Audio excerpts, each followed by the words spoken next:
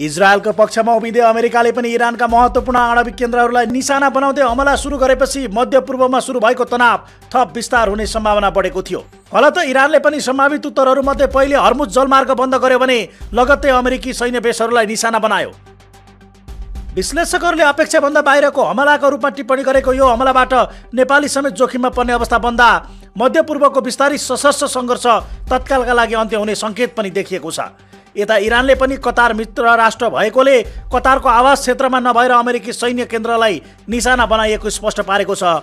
उसले भनेको छ, यो आक्रमणबाट हाम्रो मित्र राष्ट्र र त्यहाँका नागरिकमाथि कुनै खतरा छैन। इरान कतारसँग आफ्नो ऐतिहासिक सम्बन्ध कायम राख्न प्रतिबद्ध छ। इरानले बेन्जामिन नेतन्याहुले अमेरिकालाई इरानको आणविक केन्द्रमा बमबारी गर्न उक्साएको र उसलाई एउटा महँगो युद्धमा घिसारेको तर्क गरेको छ। अर्थात् इरानले कतार स्थित सैन्य सुरक्षा बेसमा मिसाइल आक्रमण गरेपछि अमेरिकी राष्ट्रपति डोनाल्ड ट्रम्प अन्ततः यो युद्धलाई नलम्ब्याउने पक्षमा पुगेका छन्। तर इजरायलले आक्रमण रोके, युद्ध विराम हुने इरानले प्रश्न पार्दा के युद्ध शान्त होला त? नेपालीलाई कस्ता प्रभाव पर्लान् आम चासो छ। नेपालीलाई कति जोखिम छ? इरान इजरायल तनाव विस्तार हुँदै कतार लगायतका देशमा आउँदा पश्चिम एसिया क्षेत्रमा उत्पन्न सङ्कटले नेपाली लगायत विभिन्न क्षेत्रबाट गएका मजदुर समेत प्रभावित हुने अनुमान गरिएको छ। यही कारण मध्यपूर्वमा तनाव बढे लगत्तै त्यहाँका नेपाली श्रमिकहरूले चासो राखेका छन्। हुन पनि यो क्षेत्रको कतारमा मात्रै करिब 3.5 लाख नेपाली कार्यरत छन्। इरानले इराक स्थित अमेरिकी सैन्य बेसमा पनि आक्रमण गरेको छ, जहाँ रोजगारीका लागि नेपाल सरकारले अनुमति दिएको छैन, तर गैरकानुनी प्रक्रियाबाट नेपालीहरू इराक पुगेका छन्। यता वैदेशिक रोजगारीका लागि विदेशी नै नेपाली कामदारहरूमध्ये 90% खाडी क्षेत्रमा मात्र छन्। यो आक्रमणको प्रभाव नेपालसम्म नै पनि देखिएको छ। त्रिभुवन अन्तर्राष्ट्रिय विमानस्थलमा कतार जान तयारी अवस्थामा रहेका 500 भन्दा बढी नेपाली यात्रु बिचल्लीमा परेका थिए। त्यस्तै इजरायल इरान युद्धलाई मध्यनजर गर्दै विभिन्न देशहरूले आफ्ना नागरिकलाई स्वदेश फर्काइसकेका छन्। Germany, Italy, Greece, Egypt, Albania, Austria, Belgium, Bulgaria, Cyprus, France, Georgia, Hungary, Lithuania, Romania, Sweden, Switzerland जस्ता देश, त्यस्तै संयुक्त राज्य अमेरिका र पोल्यान्डले पनि आफ्ना नागरिकहरूलाई फिर्ता लगे पनि नेपालको हकमा त्यो समेत लागू हुन सकेको छैन। त्यसो त यो युद्ध चर्क्यो भने नेपाली अर्थतन्त्र समेत प्रभावित हुने पक्का छ, किनभने नेपालभित्र नै कुल रेमिट्यान्स मध्ये 50% हिस्सा खाडी मुलुकको छ। तर अहिलेसम्म यो क्षेत्रमा रहेका नेपालीहरू सुरक्षित नै छन् भने अमेरिकाले युद्ध विरामका लागि प्रयास गरिरहेको सन्दर्भले थप क्षति नहुने आशा गर्न सकिन्छ। कतार कति बलियो, कति खतरामा छ?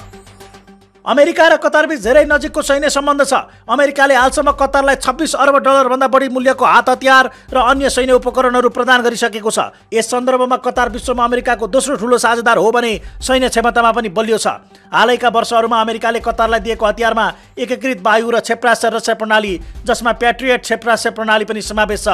त्यस्तै राष्ट्रिय उन्नत सतहबाट हावामा प्रहार गर्ने क्षेपणास्त्र प्रणाली AN/FPS-132, प्रारम्भिक चेतावनी राडर F-15QA, लडाकु विमान F-15 को सबैभन्दा उन्नत संस्करण AH-64, यी अपाचे आक्रमण हेलिकप्टर छन्।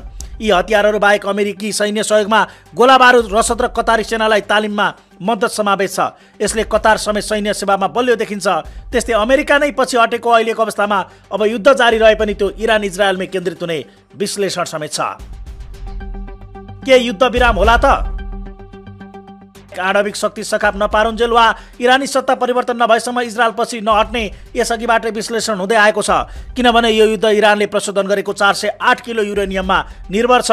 इरानले यति युरेनियम 60% शुद्ध हुने गरी प्रशोधन गरिसकेको छ। आणविक हतियार बनाउनका लागि युरेनियममा 90% शुद्धता आवश्यक पर्छ। अर्थात् इरानले चाहेको खण्डमा केही दिनमै कयौं आणविक बमका लागि आवश्यक पर्ने पदार्थ उत्पादन गर्न सक्छ। तर आणविक बममै तयार पार्न भने महिनौं वा वर्ष दिन पनि लाग्न सक्ने विश्लेषकहरूको भनाइ छ।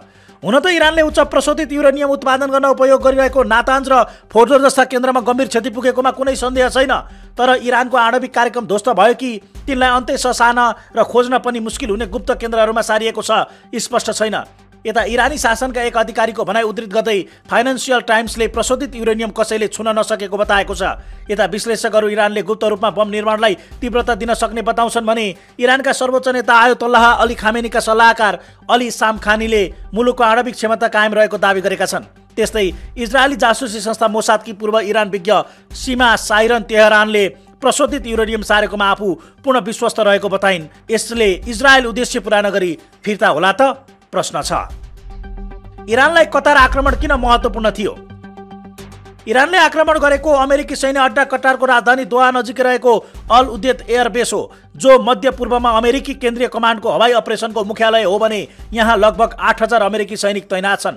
यस अमेरिकी सैन्य अड्डाको हालैको स्याटेलाइट तस्बिरहरूले इरानमा अमेरिका आक्रमण अघि सावधानी अपनाउँदै दर्जनौं विमानहरूलाई धावन मार्गबाट हटाइएको देखाएको छ। यो बेसले इराकमा अमेरिकी सैन्य अपरेसनका लागि मुख्यालय र रसद केन्द्रका रूपमा पनि काम गर्दछ। यसमा खाडी क्षेत्रमा सबैभन्दा लामो हवाई अवतरण पट्टी पनि छ। बेलायती सेनाहरूले पनि समय समयमा यो बेस प्रयोग गर्छन्। त्यसैले यसमा हुने आक्रमण अमेरिकाका लागि दबावपूर्ण भन्दा पूर्व तयारीका कारण ठूलो क्षति हुन भने पाएन।